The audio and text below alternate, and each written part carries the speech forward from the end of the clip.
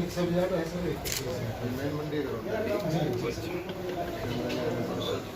बरसात और मुनाफा हाँ जी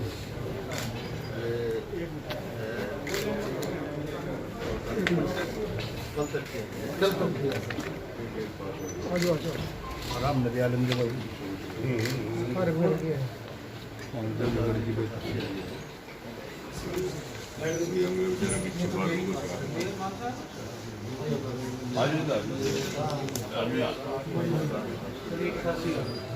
टोटल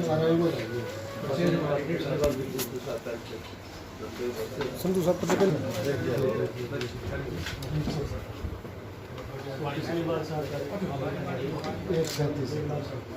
ज़्यादा ही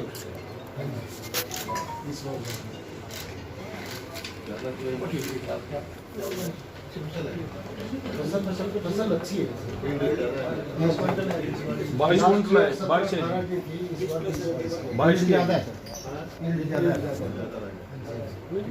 दाना मोटा होगा दाना मोटा है वैसे ऊपर से वो नष्ट लोस वाली जो गिरी है सर उसको बाकी ठीक है और 39 से 10 क्विंटल क्या 8 क्विंटल आई नहीं सरसों की पेंडिंग है जी अभी 2600 एकड़ की जितनी बनेगी 10 सर ये एक ही है करनाल डिस्ट्रिक्ट में सर 10,000 एकड़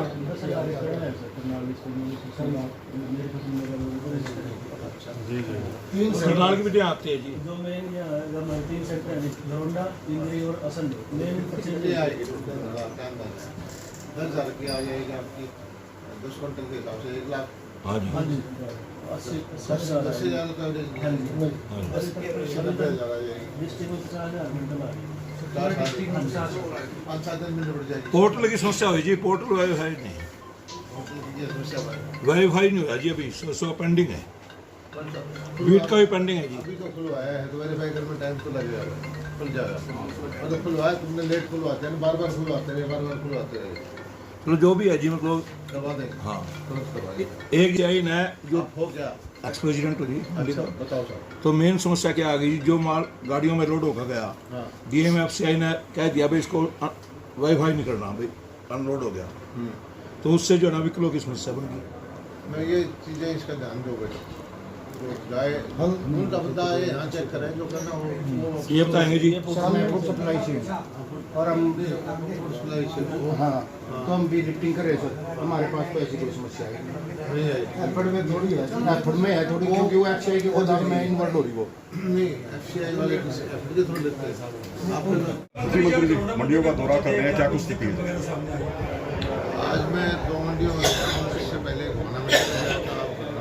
इसके बाद जाऊँगा आगे करनाल साइड में और यही देख रहे हैं कि व्यवस्था ठीक है या नहीं है किसान भाइयों को कोई दिक्कत तो नहीं है व्यापारी भाइयों को कोई दिक्कत नहीं है और खुशी की बात यह है कि सब व्यवस्था ठीक है पहले से ज़्यादा अनाज जो है इस बार आने की संभावना है और अपने लिफ्टिंग का उसको उठाने का पैकिंग का सब व्यवस्थाएं हमारे पास है और हम कोशिश करेंगे कि 72 घंटे के अंदर किसान की पेमेंट कर दें DBT के माध्यम से ये हमने प्रथा शुरू की है ये भी क्या है कि किसी को टाइम लेट हो जाता है तो उसको हम ब्याज भी देते हैं हमारी जो सरकार है पूरी तरह से किसान हितैषी सरकार है और इस बार प्रकृति की मार किसानों को पड़ी है बेमौसमी बारिश हुई है फसल भी खराब हुई है तो उसको भी हम गिरदावरी करा करके मई के महीने तक उसको खराबे का पैसा देते अभी जिस तरह सीजन शुरू हो चुका है लेकिन प्रबंध की बात की जाए वो तमाम प्रबंध अधूरे हैं क्योंकि एजेंसियां भी देरी से आई हैं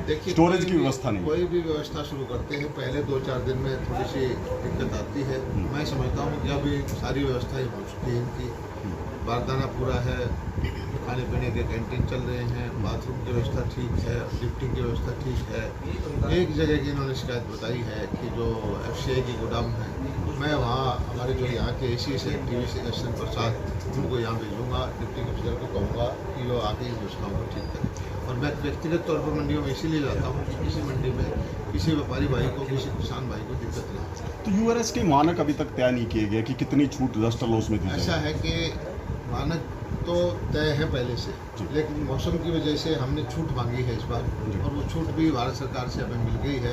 इनको चिट्ठी पहुंच जाएगी। किसान के हित में ही हमने कोशिश की है कि कोई संकट ना आए मंडियों में, व्यापारी को भी ना आए।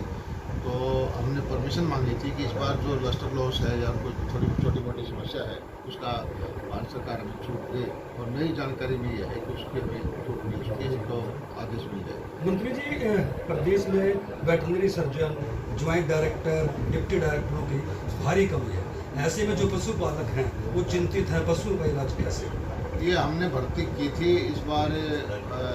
कमीशन एक इंडिपेंडेंट ऑटोनोमस बॉडी है, उसने हमारी भर्तियों को जब वो रिजल्ट निकाला तो कुछ समस्या आ गई थी। कुछ लोग हाई कोर्ट में चले गए और हम हाई कोर्ट में उस केस को जल्दी से जल्दी परमिशन ले करके भर्तियाँ पूरी करना चाहते हैं। जब मामला न्यायालय में चला जाता है तो सरकार भी के हाथ में बात नहीं रहती।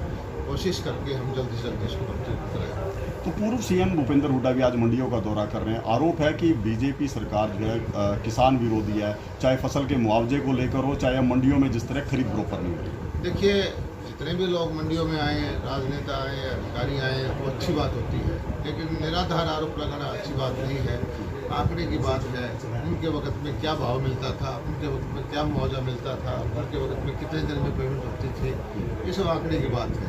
हमारे वक्त में उनसे मेरे ख्याल में 10 गुना ज़्यादा हमने मुआवजा दिया है, बीमे के पैसे भी दिए हैं, मंडियों का भुगतान भी सीधा कर रहे हैं, जल्दी से जल्दी पेमेंट भी हम कर रहे हैं। ये आम आदमी को भी पता है, व्यापारी को भी पता है, लेकिन जितने राजनीति करने वाले लोग हैं वो कोशिश करते हैं कि किसी तरह से किसान के माध्यम से राजनीति करें। लेकिन हम धन्यवाद करते हैं हमारे किसान भाइयों का, जो हमारी नीतियों से खुश हैं और उनका फ़ायदा भी उनको हुआ है।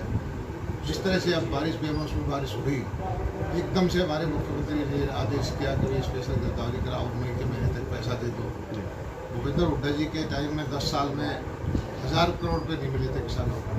2015 में ऐसा ही मौसम आया था, एक सीजन के अंदर 1500 करोड़ रुपये दे दिए थे। उस वक्त 3-3 हज़ार रुपये में एक एकड़ का करावा मिलता था। आज हम 15,000 करोड़ रुपये, 15,000 रुपये प्रति एकड़ का देते हैं। बीमा का भी इतना विरोध करते थे वो। 1577 करोड़ रुपये हमने बीमा कंपनियों को दिए हैं किसान से लेकर के 6,000 करोड़ रुपये किसानों को भिजवा चुके हैं। तो ये जो चीज़ें सामने हैं वो सबके सामने हैं, ऐसे कहने से कोई फायदा नहीं। तो मंत्री जी, हेफर्ड की सोसाइटी है जो खरीद करती थी मंडियों में, 55 सोसाइटी स्ट्राइक पर है, तो ये नहीं मानते कि खरीद प्रभावित होगी इससे? मुझे एफेड मेरे पास विभाग नहीं है, क्या मुद्दा है मुझे पता नहीं, लेकिन कोई भी स्ट्राइक पर रहेगा तो वैकल्पिक व्यवस्था हम कर देंगे। खरीद पर प्रभावित नहीं होने देंगे, किसानों को दिक्कत नहीं आने देंगे, खरीद तो होगी। मंत्री जी, किसानों का आरोप है गन्ने की पेमेंट अभी तक नहीं हो पाई। गन्ने की पेमेंट हरियाणा के अंदर सबसे ज़्यादा करते हैं, तेज गति से करते हैं। एक मिल में हमारी छोटी सी दिक्कत रहती है जो नारायणगढ़ का है, मिल ठीक हो चुका है।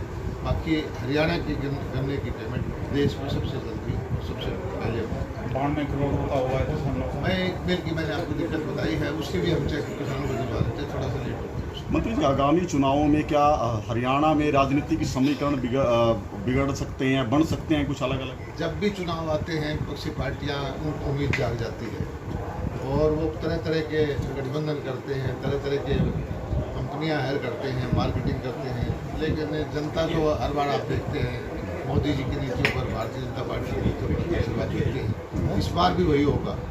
ये एक दो जब चुनाव से पहले के 6 महीने ऐसे हल्ला गुल्ला रहेगा, लेकिन जब रिजल्ट आएगा तो विपक्षी पार्टी वही जो पहले कहती आई कि मशीनों पर शक के दायरे में ले आते हैं, वही लेके। तो अभय चौटाला की यात्रा भी अब आपके क्षेत्र में पहुंची है? नहीं, करनी चाहिए सबको। मैं तो कहता हूँ कि सब लोग जनता के बीच में रहे, जनता की सुनवाई करें और अपनी पार्टी की नीतियाँ का प्रचार करें, तो वो उनका काम है। लेकिन लोकतंत्र के अंदर तो जनता ही मालिक है, जिसको आशीर्वाद देगी वो सेवा करेगा।